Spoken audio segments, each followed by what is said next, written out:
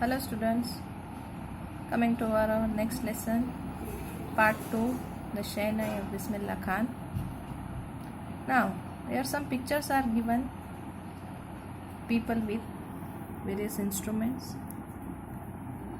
all are flute, violin, tabla, sitar and the Shahnai. The last one is of the Bismillah Khan Shahnai and is said to be as the Shahnai maestro of our India. Normally these Shahnais are played during a wedding or an equivalent function. Coming towards our lesson, Emperor Aurangzeb banned the playing of a musical instrument called pungi in the royal residence, for it had the shrill, unpleasant sound. Pungi became the generic name for reeded noisemakers. Now here it is the time period given regarding the Emperor Aurangzeb. Now he has banned the instrument pungi in his court as it was an unpleasant sound, somewhat harsh to listen, not appropriate for our ears. So pungi became the generic name for reeded noisemakers. Now this was the just a instrument which was somewhat above from the flute and the clarinet. The meanings are given in our books. Then few had thought that it would one day be reviewed. Now it was somewhat a feeling that these would be reviewed. A barber of a family of professional musicians who had access to the royal palace decided to improve the tonal quality of the pungi. He chose a pipe with a natural hollow stem that was longer and broader than a pungi. Now, a barber. Now, a barber is a simple common man, and he was a family from a professional musician. And when he came to know about the pungi and its quality, so he decided to change somewhat. So he decided to take a pipe somewhat longer than pungi, and a hollow stem was made than that. Then 7 holes on the body, somewhat like a flute. When he played on it, closing and opening some of these holes, soft and melodious sounds were produced. He played the instrument before royalty, and everyone was impressed. The instrument, so different from the pungi, has to be given a new name. Now, this new instrument made was very much different, and it was the royal court was very much impressed by it. Now, the pungi, the old one was pungi, and the new one was the Shahnai. It was played in the Shah's court. Now the pictures of the pungi and the Shahnai have been given in the textbook. We can see the small difference. The sound of the Shahnai began to be considered auspicious, and for this reason it is still played in temples and in an indispensable component of any North Indian wedding. Now, it considered as an auspicious, very healthy, and which is going to bring us good wisdom. Now, due to this, it were used to play in temples, and it became an inseparable part of North Indian weddings. In the past, the Shehnai was part of the Nobat, or a traditional ensemble of 9 instruments found at royal courts.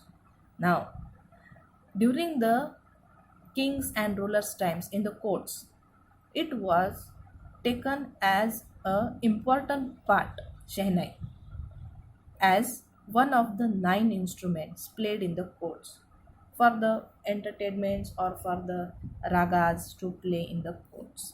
So it was said to be as nobats. Till recently, it was only used in temples and weddings. Credit for bringing this instrument onto the classical stage goes to Ustad Bismillah Khan. Now, when it was only played in courts or in weddings. To bring this instrument on the classical stage at a very high level, that credit goes to Ustad Bismillah Khan. Now let us learn about Ustad Bismillah Khan. When he was 5 years old, this Bismillah Khan used to play gilli danda near a pond in the ancient estate of Dumarao in Bihar. Now his birthplace is said to be as Bihar and the place is Dumarao. He would regularly go to nearby the Bihariji temple to sing the Bhojpuri Chaita, at the end of which he would earn a big laddu weighing 1.25 kg. Now, it was that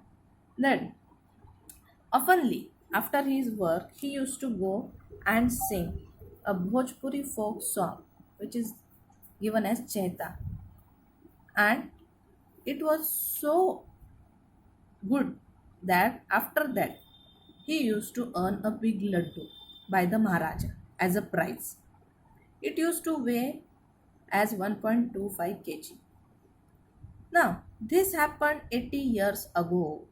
Now, this is the time we are telling about 80 years ago.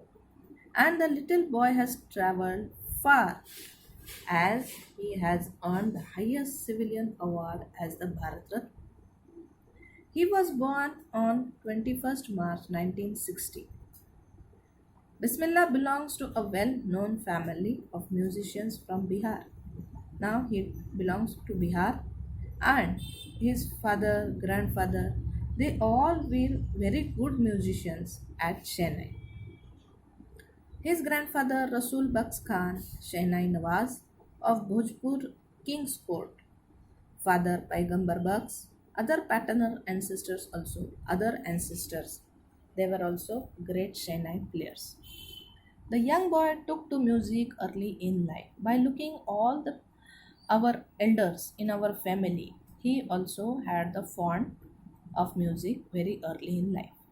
At the age of 3, when his mother took him to his maternal uncle's house in Benares, now Varanasi, Bismillah was fascinated watching his uncles practice the Shehnai. Now, when he went to Benares with his mother at the age of 3, by looking at his uncle, he was just very much fascinated by his practice. So, then further, Bismillah also started accompanying him, and he went to the Vishnu temple. Ali Baks, his uncle, went to Vishnu temple of Banaras, and he was employed over there to play Shehnai. Ali Baks would play the Shehnai and Bismillah would sit captivated for hours on end. Now, what happened? For many hours, he used to sit over there and he used to see his practice, and he also started playing there.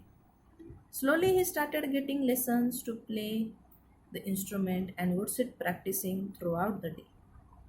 For years to come, the temple of Balaji and Mangala Maiya and the banks of the Ganga became the young apprentice's favorite haunts where he could practice in solitude. After becoming of somewhat 15 to 16 years, he used to go to the nearby temples on the banks of the Ganga. The temples were Balaji and the Mangala Maiya, and it was a very good practice time for him in solitude. The flowing waters of Ganga inspired him to improvise and invent ragas that were earlier considered to be beyond the range of the Shehnai. Now, then, what happened?